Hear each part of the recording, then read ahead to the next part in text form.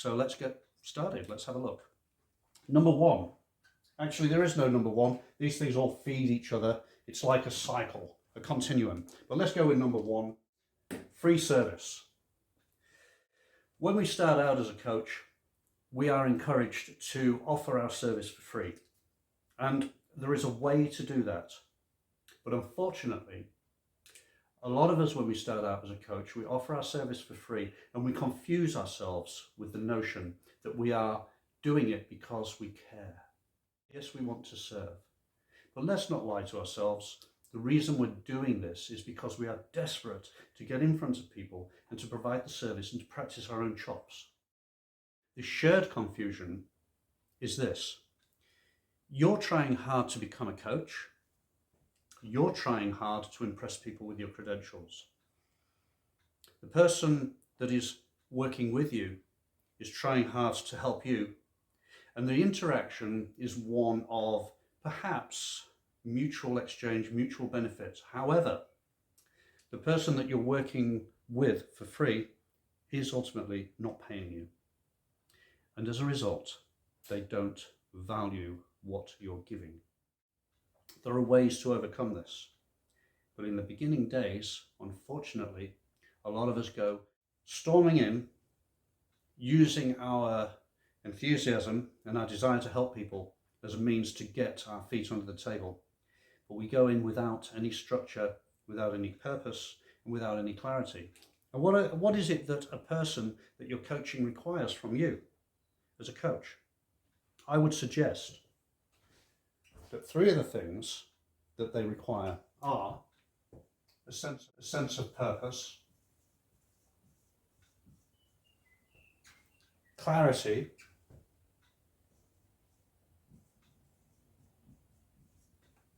and structure.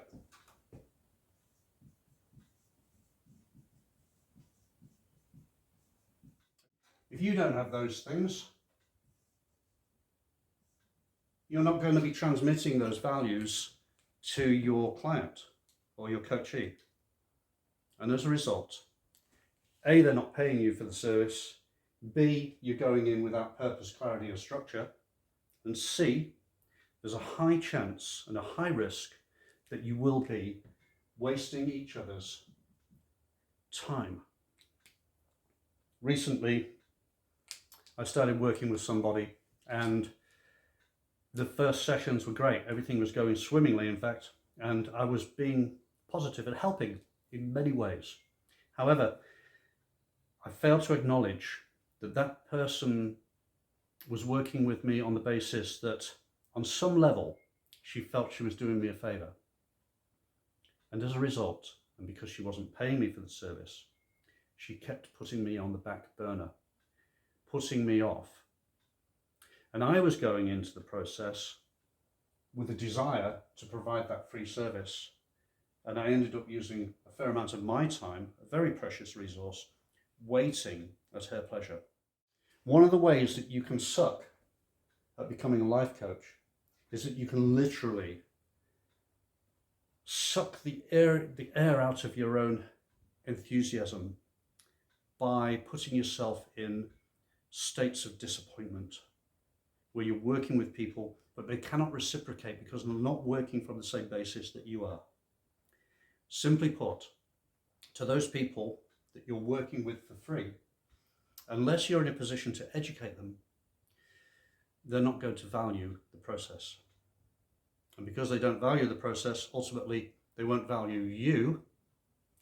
And because they're not valuing you, you will feel insecure. You will feel that you suck at becoming a life coach.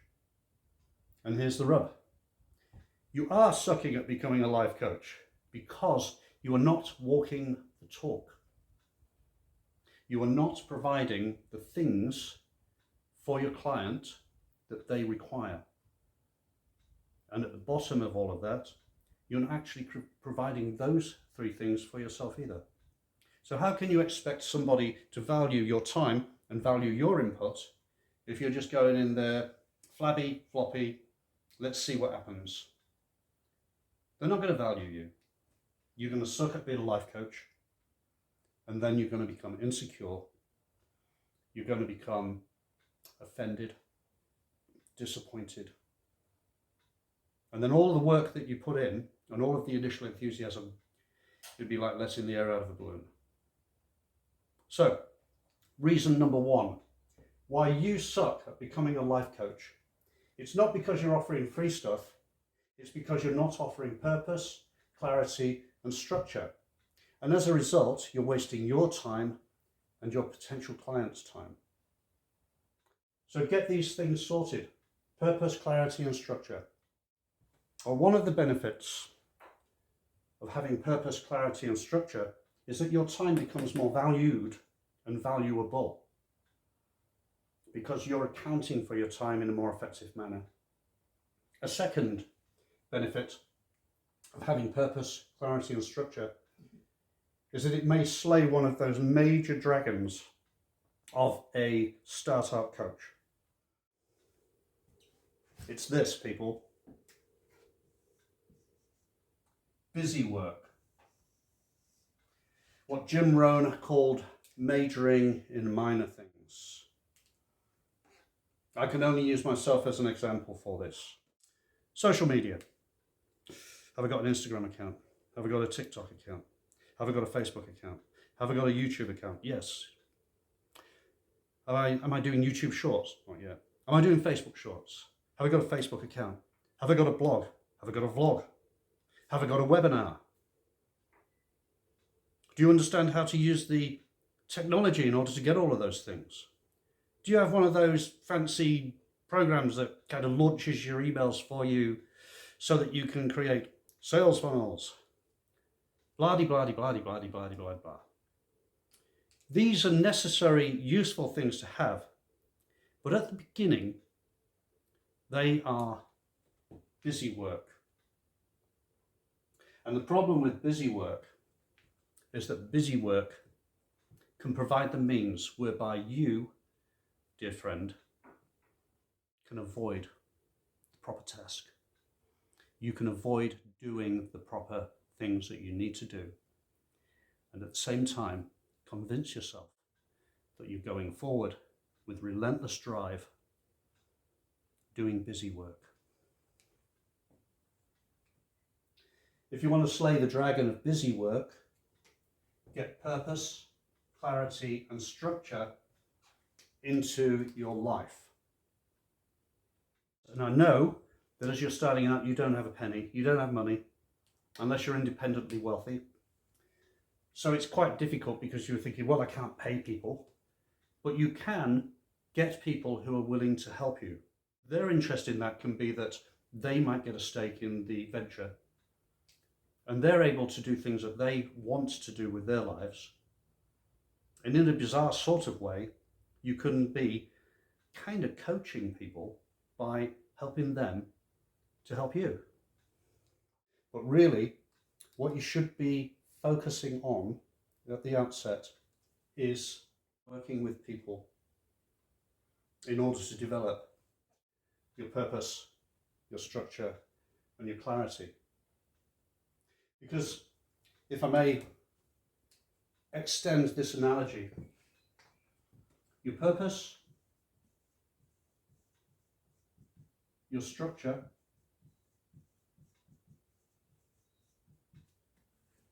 and your clarity can be likened to a rain cloud. You may have all of these things already: resources, timetables, research and actions. But without purpose, clarity and structure, they'll be like an explosion in a toy factory. There'll be bits of toys everywhere. We don't want that. What we want to be able to do is to illustrate to everybody that deals with you that you value certain things. And those certain things that you value, purpose, clarity and structure, you walk the talk. And if you're not doing busy work, then you're not engaging in what many people refer to as self-sabotage. Self-sabotage back in the day was called getting in your own way. You couldn't get out of your own way.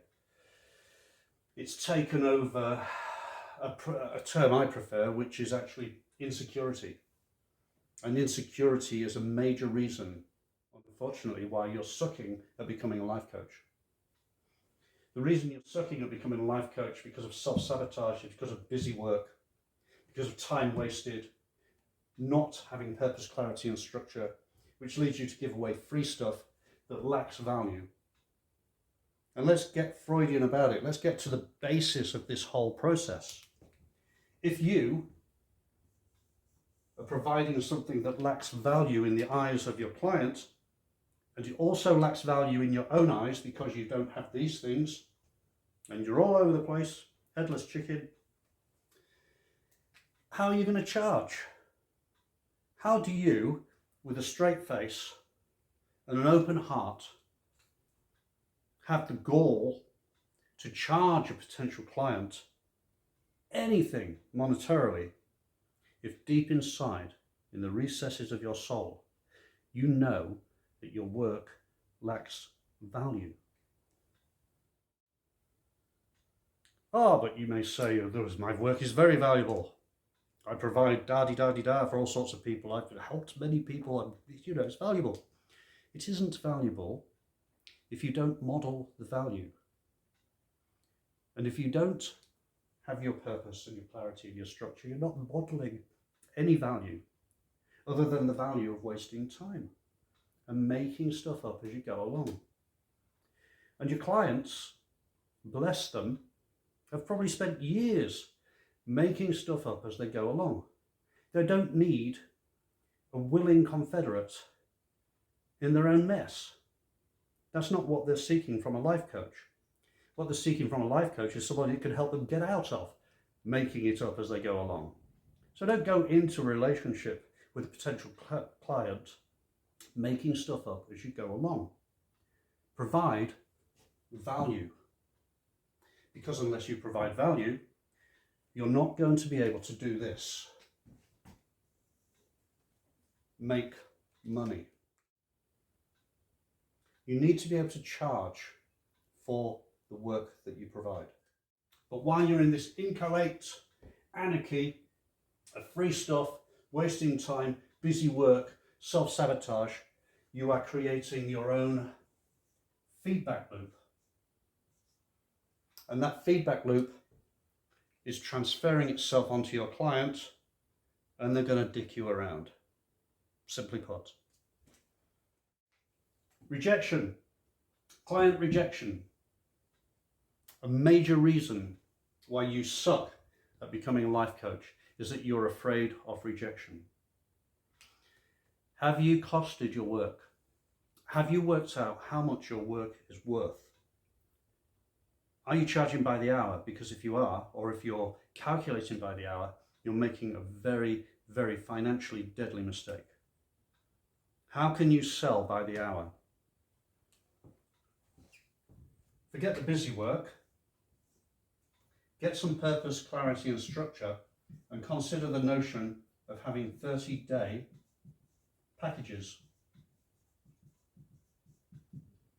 A 30-day package in which the first part creates clarity, the second part creates purpose, and the third part creates structure. Translate those three ideas. I'm just winging it here at the moment, to tell you the truth. Create those three ideas in order to walk the talk. Transfer your innate capabilities and aims into the work you do so that that can be translated into success for your clients. But you need 30 days. The point I'm making is that when you're working with somebody for, let's say 60 days. You're working with somebody for 60 days. You're accumulating a lot of time investment into that person. And if you charge them by the hour, you're not taking into account all your background costs, the time travel. You're not taking into account the research you'll have to do, the resources you'll have to develop, the printing or the sending of the resources, the busy work. You're not counting that in. So, what you have to do is you have to put yourself into a situation where rejection by your client is A, less likely because you're providing a more professional outlook. B, if you are rejected by clients, it doesn't matter because the clients that reject you are part of a percentage of people that you're going to be approaching and working with. And I think that in any given situation, 95% of people are basically not going to respond to whatever. I will hazard a guess that this particular video, if seen by 100 people, will be responded to by 5. So now you've got another thing to think about, haven't you? If you're going to charge money and you're going to be throwing your bread out onto the water, casting your bread onto the water to reach 1,000 people, how much would you make if 1,000 people were to give you a result immediately and pay you? What would you charge? Well, you could charge $1. There you go, $1. $1 times 1,000, that's $1,000, but you're not going to get that. So what we've done now is we've introduced the notion that your work theoretically should be worth $1,000. So if your work is worth $1,000, but you're only getting 5 people, how much will you be charging those 5 people in order to achieve $1,000 worth out of it? Now you've got a baseline idea of what your service in theory should be worth, but you can only charge that $250 by providing a 30-day package. $250 is too low, frankly, but you get my drift. Where I'm going with this is that the purpose, clarity and structure has to inform every part of the process. It has to inform how you're going to achieve the money value. It has to inform how you're going to provide value to your client. It has to inform how the terms under which you provide your free practice. It has to inform how you account for your time. It has to inform how you justify nonsensical busy work. It has to inform and destroy the tendency to self-sabotage. And it has to inform how you overcome the fear of rejection. The only way you're going to overcome the fear of rejection is by doing it. I sing and play guitar in front of people, and I can tell you hand on heart, the only way as a performer anybody can improve is literally by playing in front of audiences and playing in front of people. There's no substitute for it. So, am I going to play in front of people if I haven't practiced my guitar or I don't know the words to the song? That would be crazy, wouldn't it? And yet so many life coaches go out there, stick themselves in front of an audience, not having learned the words of the song or practiced their guitar. And as a result, their act is a pile of doo-doo. Herein lies the answer to the question that you've been asking yourself, or perhaps didn't even know you were asking yourself. Why do I suck at becoming a life coach? My dear friends, the reason you suck at becoming a life coach is because you have not established your purpose. You have not achieved your clarity, and you haven't designed the proper structures. Get those 3 things right, and many wonderful things will follow. I'm going to do a series of why you suck at. Thank you very much for listening this far if you have. And I genuinely have learned as much by transmitting this information to you as hopefully you have by listening to me. So until the next time, we'll see you soon. Bye-bye.